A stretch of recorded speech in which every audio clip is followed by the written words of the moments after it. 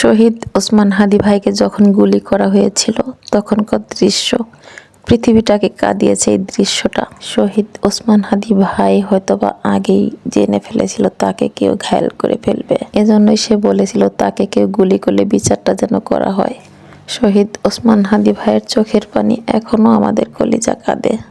দেশের জনগণ চায় আর কোনো মাকে যেন এইভাবে সন্তানকে না হারাতে হয়, আর কোনো মায়ের কোল যেন এভাবে না খালি হয়, আর কারো মাথায় যেন গুলি না লাগে, আর কারো কলিজা যেন কারো গুলিতে ছিদ্র না হয়, আর কারো যেন এরকমভাবে না ফেরার দেশে যেতে হয় অসময়ে।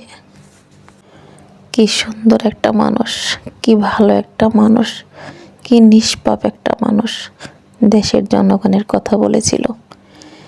দেশটাকে কিভাবে সুন্দর করে এগিয়ে নেওয়া যায় সেই কথা বলেছিল।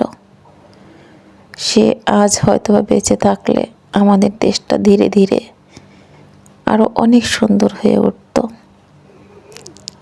দূর থেকে আমরা শুধু তার জন্য দোয়াই করতে পারবো, চোখের জল ফেলাতে পারবো, আর কি করতে পারবো।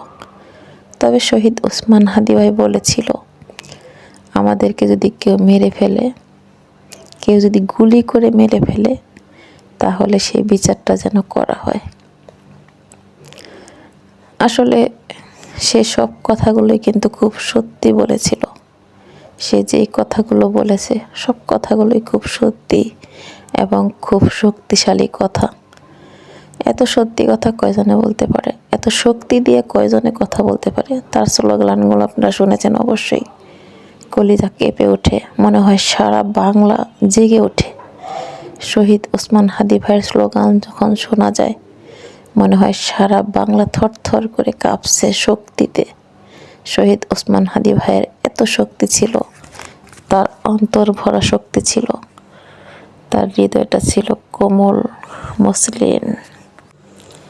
শহীদ ওসমান হাদি ভাইয়ের বন্ধুরা প্রতিনিয়তই কেঁদে চলছেন বিচারের আশায়। তার কলিজার বন্ধুর খুনের বিচারটা কখন হবে, তাহলে তাদের কলিজা শান্তি পাবে। প্রতিটা দিনই তার এই বন্ধু তার কবরে যেয়ে কান্না করে, ভাত খেতে সময় কান্না করে, বাহিরে বের হলে সভায় প্রতিসভায় যখন জনসভা হয় তখন কান্না করে। কারণ শহীদ ওসমান হাদি ছিল তার চলার সাথী। প্রতিটা ক্ষণই তারা দুইটা বন্ধু একসাথে চলাফেরা করছে, খাবার দাবার শেয়ার করছে, মনের কথা শেয়ার করছে, কিভাবে আমাদের সোনার বাংলাটাকে সুন্দর করে পরিচালনা করা যাবে এই সব কথা আলোচনা করছে। এখন মনে হইতেছে সারা বাংলাটা ঠান্ডা হয়ে গেছে, কি যেন নাই আমাদের সোনার বাংলায়।